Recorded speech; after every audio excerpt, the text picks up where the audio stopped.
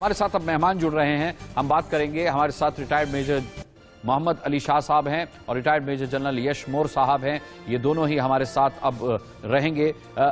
Major general यश मोर साहब, सबसे पहला सवाल, यहां जिस तरीके का अब युद्ध चल रहा है, बातचीत बेमानी लग रही है, पुतिन मानने को तैयार नहीं है। वो कह रहे हैं कि हमारी तरफ से अब हमले तेज होंगे। वहीं हमने देखा जेलेंस्की ने कहा कि अब हम डिफेंसिव नहीं खेलेंगे, अब हम अटैकिंग मोड में खेलेंगे। ये युद्ध किस दिशा में जा रहा है?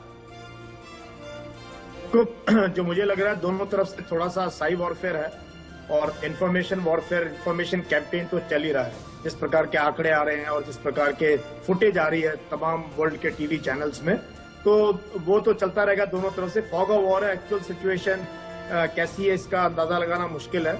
लेकिन मुझे जो लग रहा है जो पुतिन चाहते थे उसमें उनको ज्यादा कामयाबी मिली नहीं है, क्योंकि ये आज 8वां दिन है, कल 9वां दिन होगा।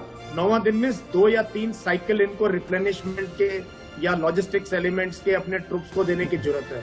जो कीव के बाहर इनकी कॉन्वॉय खड़ी है 64 किलोमीटर लंबी गाड़ियों का, वो यूं का यूं खड़ा है, उसमें बहुत मैकेनिकल फेलियर्स हैं। हमारे साथ अब मेहमान दोबारा से जुड़े हैं, तकनीकी खामी दूर की गई है।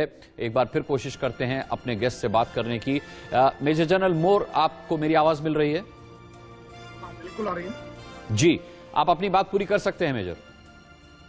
हाँ, मैं ये बोल रहा था कि देखो अभी लड़ाई जो है ऐसे दौर पे पहुंच गई जो पुतिन चाहते थे शॉक एंड ऑफ से, कि इतनी मैकेनाइज्ड फोर्सेस, टैंक्स और बख्तरबंद गाड़ियां और आर्टिलरी, एयर डिफेंस, और जिस तरीके की उनकी प्लानिंग थी कि पहले साइबर वॉरफेयर करेंगे, फिर साइकोलॉजिकल वॉरफेयर करेंगे, फिर उनके एयर डिफेंस सिस्टम्स को निकाल देंगे, फिर उनके फौजी एयरपोर्ट्स को निकाल देंगे, ये सब इनकी प्लानिंग थी।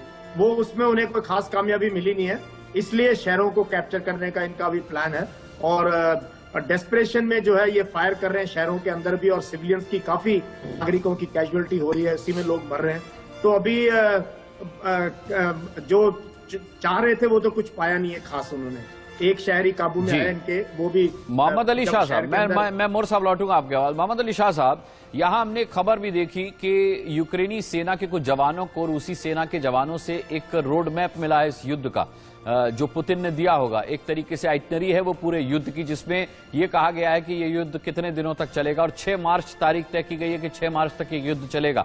अभी मौजूदा स्थिति को देख के क्या कहेंगे आप? 6 मार्च से पहले खत्म होगा या उससे भी आगे बढ़ सकता है युद्ध? देखिए, युद्ध के टाइम पे कोई भी किसी की भी रणनीति से ही इसकी भविष्यवाणी नहीं कर सकता, क्योंकि प्लान किसका क्या है कोई डिस्क्लोज नहीं करता। अक्सर क्या होता है युद्ध में, क्या होता है कि अपनी खुद की सेना, जैसे कि फर्ज करिए मैं अगर मेजर साहब हूं और जनरल यश मोर साहब वहां के डिवीजन के जीओसी हैं, पूरा प्लानिंग ऊपर से आता है। अगर इन्होंने कोई प्लानिंग बताई तो मेरे को खुद नहीं मालूम पड़ेगा कि भाई क्या प्लानिंग इन्होंने कर रखी है, मेरे को हुक्म का पालन करना पड़ेगा। तो इसमें भविष्यवाणी या हम कुछ कह नहीं सकते एग्जैक्टली कि भाई क्या होने वाला है, कि ट्रूप्स जो है अपना ऑर्डर फॉलो कर रही हैं। अब जो मैप, जो डॉक्यूमेंट्स हमारे हाथ लगे हैं, इनके हाथ लगे हैं यूक्रेन के रशियन सोल्जर्स के 15 दिन की प्लानिंग थी। भाई हो सकता है कि उनकी कोई क्या रणनीति हो, कुछ पता नहीं क्या हो। और एलिमेंट ऑफ सरप्राइज, इस पे मैं जरूर कहूंगा एलिमेंट ऑफ सरप्राइज बहुत काम कर गया, क्योंकि किसी को भी उम्मीद नहीं थी कि यूक्रेन ऐसा वापस लड़ेगा। उनसे मेरे को भी उम्मीद नहीं थी फ्रैंकली स्पीकिंग, क्योंकि किसी आपको भी नहीं होगी कि यूक्रेन रूस से ऐसे लड़ पाएगा।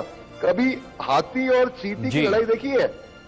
हाथी और चींटी का मुकाबला कुछ है ही नहीं। लेकिन अगर चींटी हाथी के सूंड में घुस जाए तो हाथी को बहुत परेशान कर सकती है। और यूक्रेन जो है वो उसी चींटी की तरह रूस जैसे हाथी की सूंड में घुस गया। मैं आपका इशारा समझ गया मोहम्मद अली शाह साहब। मेजर जनरल मोर, आपसे जानना चाहूंगा मैं कि जिस तरीके से रूस टारगेट सेट करता है और टारगेट को अचीव करता है, बावजूद उसके यूक्रेन जो है वो लगातार कह रहा है कि वो अंतिम दम तक लड़ाई नहीं छोड़ेगा। अब रूस तो कब्जा करता जा रहा है। आप देखिए, खार्सन पर कब्जा हो चुका है, खार्किव पर कब्जा हो चुका है रूस का। तो अब इस लड़ाई में बचा क्या है?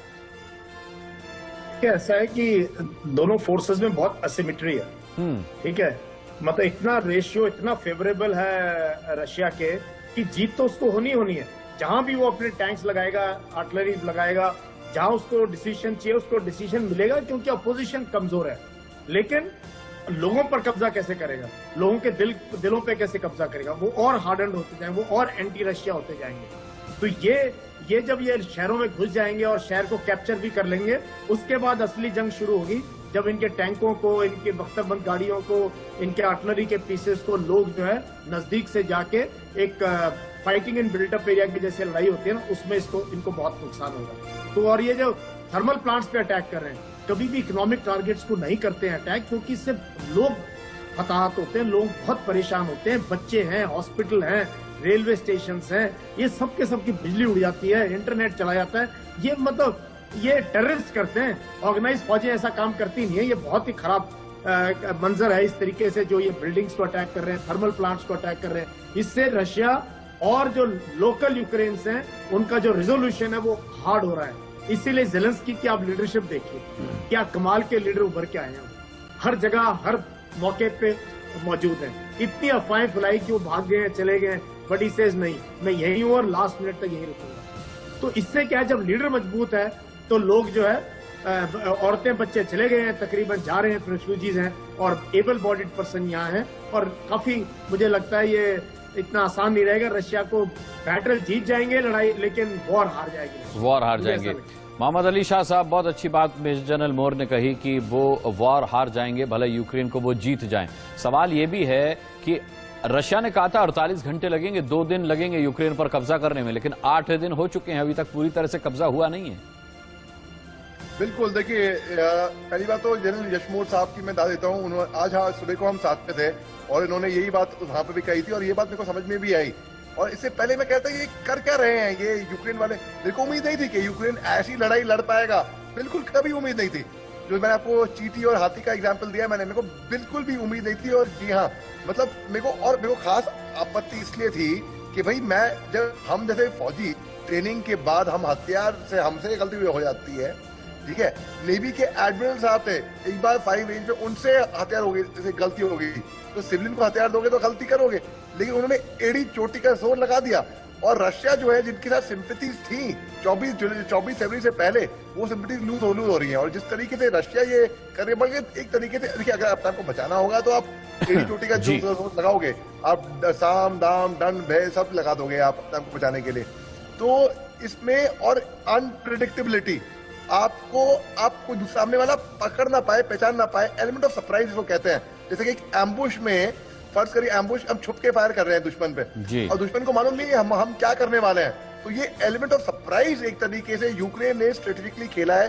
भलाई वो भारी ताकतों की वजह से हुआ हो, भलाई उनके हौसले की वजह से हुआ हो, अल्टीमेटली उन्होंने वो एलिमेंट ऑफ सरप्राइज, मैं खुद चौंक गया हूँ, मैं खुद सरप्राइज हो गया हूँ कि भाई हाँ, यूक्रेन बहुत कड़ी जंग तो जवाब दे रहा है, लेकिन at the end of the day कोई अच्छी बात नहीं है कि हमने इतने मार दिए, उन्होंने इतने मार दिए, इतने मार गिराया। Ultimately at the end of the day ये खून खराबा बंद होना चाहिए भाई। चलिए, बहुत बहुत धन्यवाद करना चाहेंगे आप दोनों ही रक्षा विशेषज्ञों का। बहुत बहुत धन्यवाद जुड़ने के लिए इंडिया न्यूज से और तमाम अहम चर्चा के लिए आप